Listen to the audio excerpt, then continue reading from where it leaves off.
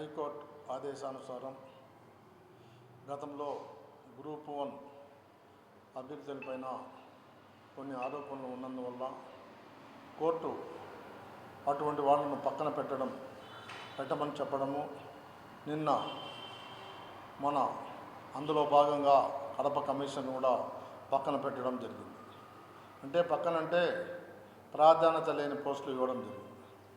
అయితే మేము ఒకటే కోరుతున్నాం ప్రభుత్వాన్ని, గౌరవనీయులు నారాయణ గారిని, ముఖ్యమంత్రి గారిని, నారా లోకేష్ గారిని. కడప నియోజకవర్గంలో ఒక ఐఏఎస్ ఆఫీసర్ ఉంటే కడప కార్పొరేషన్ బాగుపడుతుంది. గతంలో సూర్యప్రతాప్ ఐఏఎస్ గారు ఏ విధంగా నిష్పక్షపాతంగా చేశారో మనమంతా చూస్తున్నాం. ఇప్పుడు మొదటి నుంచి కూడా వైసీపీ కాంగ్రెస్ కార్పొరేషన్ హ్యాండ్ ఓవర్లో ఉంది. వాళ్ళు అధికారుల మీద ప్రెజర్ పెడతారు. అదేవిధంగా ప్రతిపక్షంలో ఉన్నా కూడా మేము కూడా ధర్నాలు చేసి అవినీతి ఏమైనా ఉంటే దాని మీద పోరాటం చేశాం.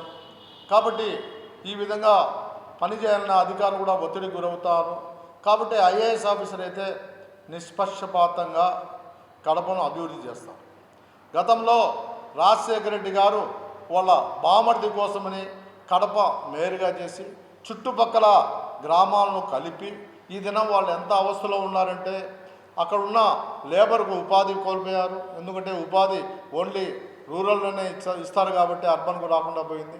అదేవిధంగా కార్పొరేషన్ ఏమైనా అభివృద్ధి చెందింది అంటే ఈ 15 ఏళ్ళలో ఏమాత్రం కూడా చెందలేదు. ఎందుకంటే వాళ్ళ సొంతానికి వాడుకున్నారే తప్ప ఈ అభివృద్ధి చేయాలన్న ఆలోచన వాళ్ళు లేదు.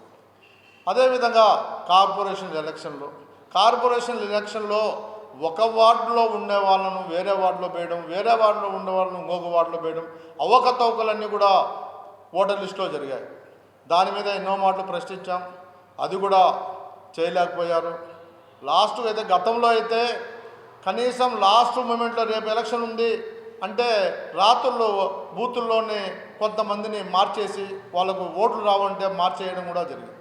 కాబట్టి ఎన్ని దృష్టిలో పెట్టుకొని నిష్పక్షపాతంగా చేయాలి, అందరికీ అనుకూలంగా, ప్రజలకు అనుకూలంగా ఉండే విధంగా చేయాలంటే ఒక ఐఏఎస్ ఆఫీసర్ ఉండాలి.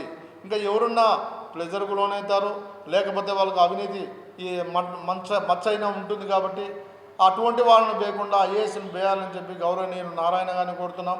అదేవిధంగా లోకేష్ గారిని, ముఖ్యమంత్రి, మీకు తెలుసు వాస్తవాలు కడప జిల్లాలో కడప నియోజకవర్గంలో ఏ విధంగా పరిస్థితులు ఉన్నాయో, ఒక ఆఫీసర్ మంచి ఆఫీసర్ని వేస్తే ఏ విధంగా అభివృద్ధి చేసి కూటమి ప్రభుత్వానికి ప్రతిష్ట పెంచుతారని చెప్పి నేను అనుకుంటున్నా. ఎందుకంటే ఆ విధంగా చేస్తే తప్ప ఈ కూటమి ప్రభుత్వంలో మంచి పేరు రావాలి.